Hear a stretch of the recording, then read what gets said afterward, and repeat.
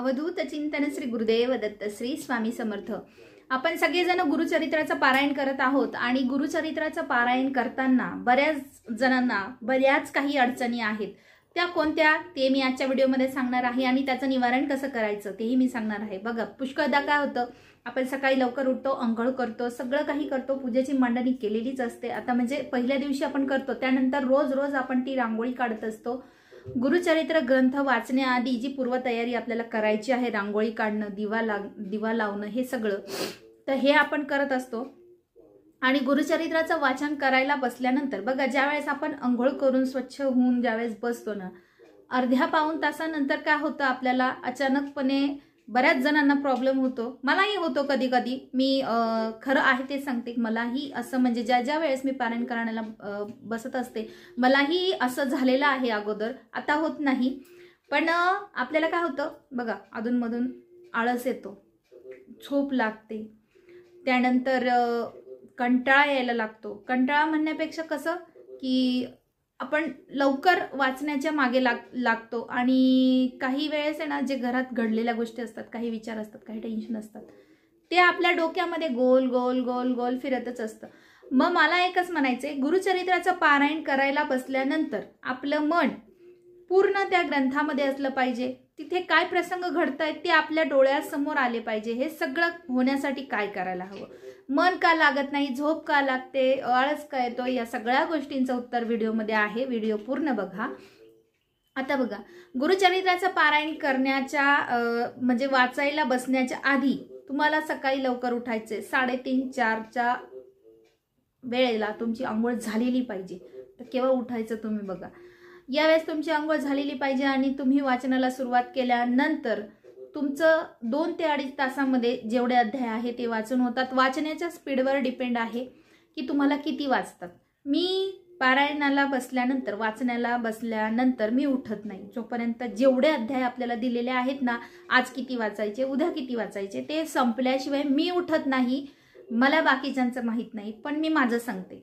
जर तुम्हाला अडचण असेल, काही छोटं बाळ असेल किंवा तुम्हाला अगदीच म्हणजे बसल्यानंतर तुम्हाला सहन होतच नाही एखादी गोष्ट, म्हणजे वॉशरूमला जाणं वगैरे, तर उठू शकता। खूपच म्हणजे आता एखादा अध्याय बाकी आणि मग संपवून उठू आपण, एवढं जर तुम्हाला होत असेल तर तुम्ही करू शकता। नाहीच तर जाऊन येऊन स्वच्छ हातपाय धुवून पुन्हा तुम्ही थोड्या वेळाने वाचायला बसू शकता, काही हरकत नाही।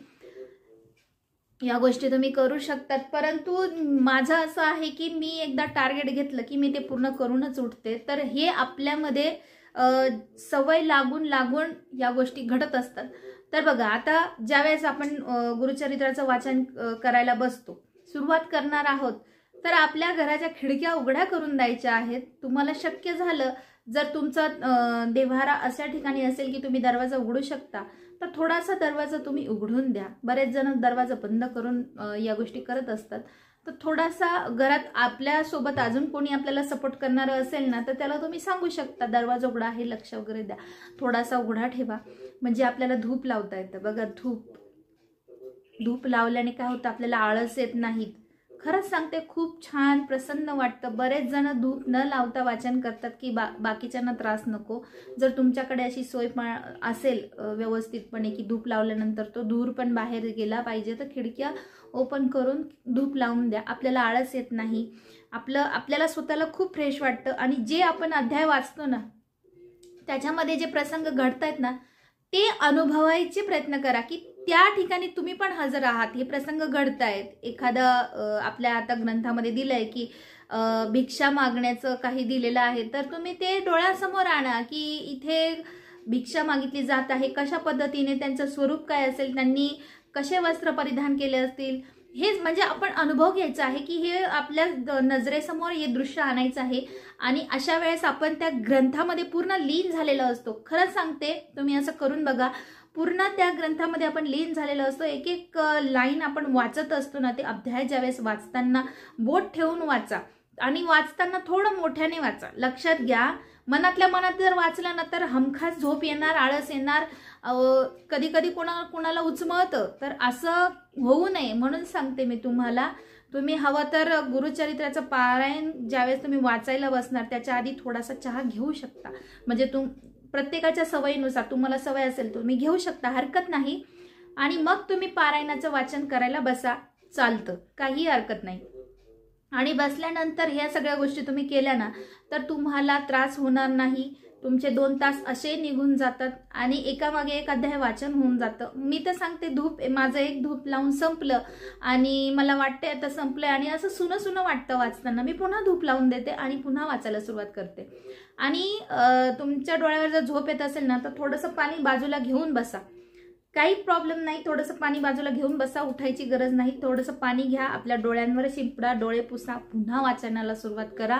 असा तुम्ही ते अध्याय दिलेले आहेत ते जेवढं टार्गेट आहे एका दिवसाचं ते संपवण्याचा प्रयत्न करा. बघा काही आळस येणार नाही. पूर्ण आपलं मन त्या ठिकाणी एकाग्र करण्याचा प्रयत्न करा, म्हणजे डोक्यामध्ये विचारही येत नाही. प्रत्येक घरामध्ये टेन्शन आहे, कुठे टेन्शन नाही, सगळीकडे आहे, परंतु सोडून द्यायचे. माझ्यासमोर माझे स्वामी बसलेले आहेत, दत्तगुरू आहेत आणि माझ्यासमोर पवित्र दिव्य असा ग्रंथ आहे गुरुचरित्र. तर मला ते गुरुचरित्र म्हणजे काय, गुरूंचं चरित्र वाचतोय आपण, तर त्याच्यामध्येच सगळं तुम्हाला मन लावायचं आहे, पूर्ण मन त्या ठिकाणी एकाग्र करायचं आहे. आणि मी जसं सांगितलं की म्हणजे तुमच्या भाषेत सांगू तर कॅरेक्टरमध्ये उतरायचं आहे. आपल्या समोर ते सगळे प्रसंग घडताय असं तुम्हाला अनुभवायचं आहे आणि त्याच्यामध्ये लीन व्हायचं आहे. म्हणजे तुम्हाला झोप येणार नाही, आळस येणार नाही, कंटाळा येणार नाही, अजून आवड निर्माण होते की पुढे काय दिलंय, पुढे काय दिलंय. ज्यावेळेस आपण तिथे घुसतो ना, म्हणजे एंट्री करतो ना त्या ग्रंथामध्ये, तर खरंच असं वाटतं की पुढे काय होणार आहे, पुढे काय होणार आहे असं आपल्याला वाटत असतं आणि आपण वाचत जातो. केव्हा अध्याय संपतात हे पण आपल्याला कळत नाही आणि असं वाटतं की चला पुढचं पण थोडं वाचू का पान उचलून, असं सुद्धा आपल्या मनामध्ये येतं आणि खरंच येतं, माझ्या पण येतं. पण काय असतं ना, आपल्याला एका दिवसामध्ये जेवढं दिलेलं आहे ना तेवढं आपण पूर्ण करून पुढच्या दिवशी पूर्ण करायचं असतं. अशा पद्धतीने तुम्ही सुरुवात करा. बघा तुम्हाला कंटाळा येणार नाही. कंटाळा येण्याच्या सगळे मार्ग मी तुम्हाला सांगितले आहे की कसे मोकळे करायचे. येऊच द्यायचं नाही. आपल्याला कंटाळा येत असेल तर त्याला कसं घालवायचं हेही मी तुम्हाला सांगितले आणि ते पूर्णपणे मन लावून तुम्ही तो ग्रंथ वाचला ना तर याची प्रसिद्धी आपल्याला मिळतेच, याचं फळ आपल्याला मिळतंच. साक्षात दत्तगुरू आपल्याला दर्शन देतात, कशा स्वरूपात हे तुम्हाला दिल्यानंतरच कळेल. कारण की बघा जो आपला दिवा अखंड चालू असतो ना तिथेच आपल्याला दत्तगुरूंचं दर्शन घडतं. साक्षात दत्तगुरू आपल्या घरात बसलेले आहे असं आपल्याला जाणवायला लागतं. खूप छान वाटतं ज्यावेळेस मन लावून आपण तो ग्रंथ वाचतो. तर हे करून बघा, खरंच करून बघा. आजच्या व्हिडिओमध्ये इतकीच माहिती सांगायची होती. कुठे काही चुकलं असेल तर मनापासून माफी मागते. व्हिडिओ आवडला असेल तर चॅनलला सबस्क्राईब करा. पुन्हा भेटूया नवीन व्हिडिओ सोबत. तोपर्यंत सर्वांना श्री स्वामी समर्थ.